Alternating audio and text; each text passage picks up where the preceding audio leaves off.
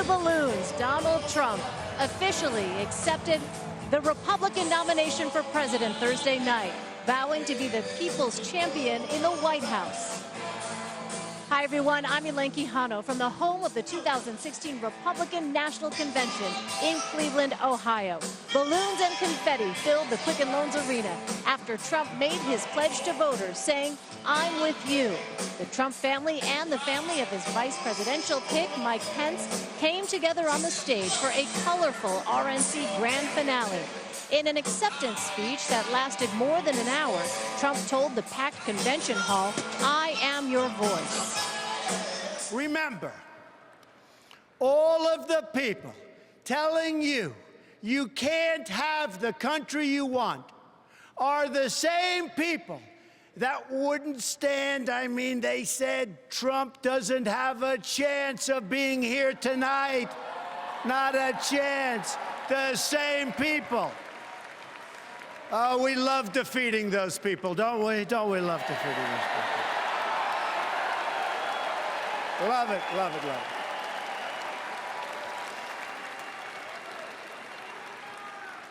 No longer can we rely on those same people in the media and politics who will say anything to keep our rigged system in place. Instead, we must choose to believe in America. History is watching us now. We don't have much time, but history is watching. It's waiting to see if we will rise to the occasion and if we will show the whole world that America is still free and independent and strong.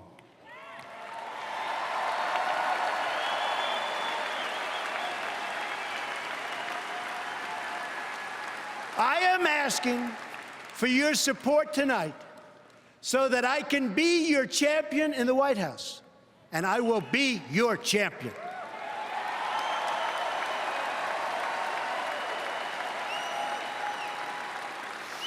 My opponent asks her supporters to recite a three-word loyalty pledge. It reads, "I'm with her."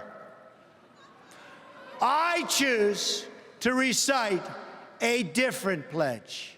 My pledge reads, "I'm with you, the American people."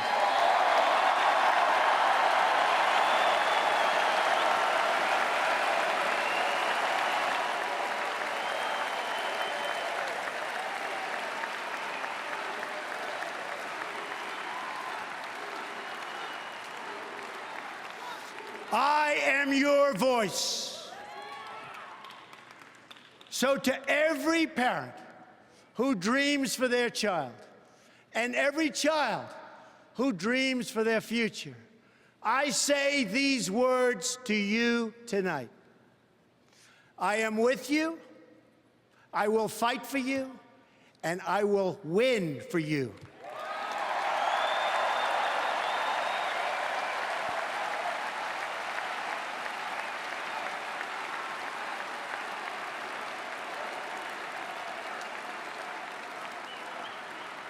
To all Americans tonight, in all of our cities and in all of our towns, I make this promise.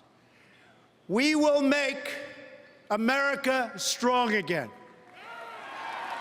We will make America proud again. We will make America safe again. And we will make America great again. God bless you and good night. I love you.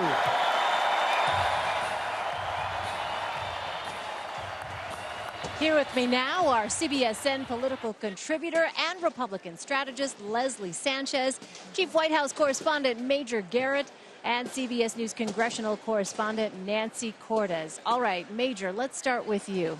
It was a lengthy speech. Yes, it was. There was a lot covered. Your thoughts?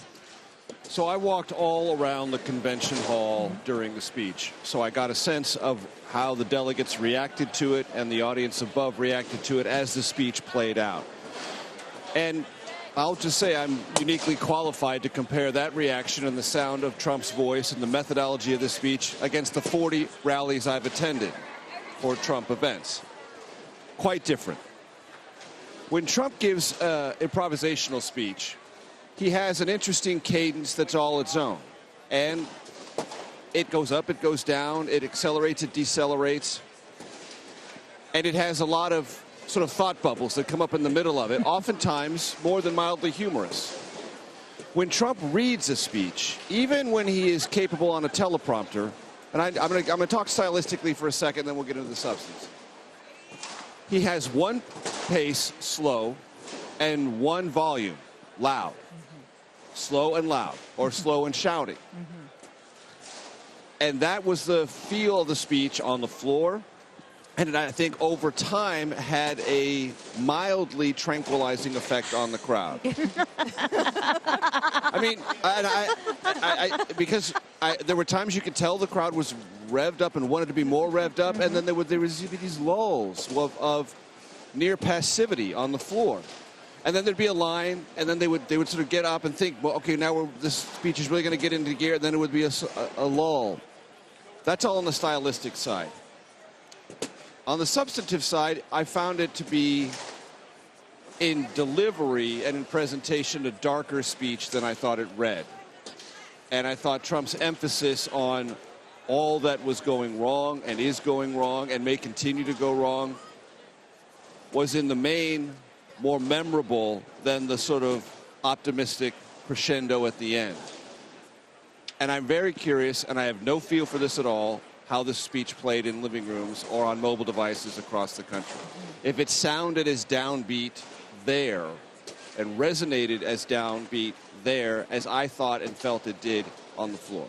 So, Nancy, you were walking around as well, trying to observe how these delegates were reacting. What did you see when you went to these different delegations? So I'm actually lazier than Major. And so instead of walking all around to every delegation, I pretty much parked myself next to Oregon and Mississippi. Okay. Fine delegation. They were so compelling. I didn't see the need to venture further. But I was pretty surprised because in Oregon, Donald Trump won by a very large margin, and yet this delegation basically sat on its hands the entire time. I'm not talking about the second half of the speech when everybody was getting a little bit tired. You know, they were by and large sitting, applauding politely at the big lines that everyone was applauding to, but sitting kind of stone-faced. And I noticed, you know, behind them, Mississippi, basically the same was true. This was not the crowd that you see when you go to those 40 rallies that is there to lap up every single word he says. Were those people in the crowd? Absolutely. But I felt that being in this hall during the speech, you got a better sense than you have over the past couple of nights of the fact that you still have two distinct factions in the Republican Party, the Trump enthusiasts and the other Republicans who are warily going along for this ride. And there was a priceless moment in the speech, unscripted, that I think is a window into something that I think can fairly be described as a missed opportunity. When Trump said, I want to thank the evangelicals and religious community because they really helped me, subtle pause, probably more than I deserved.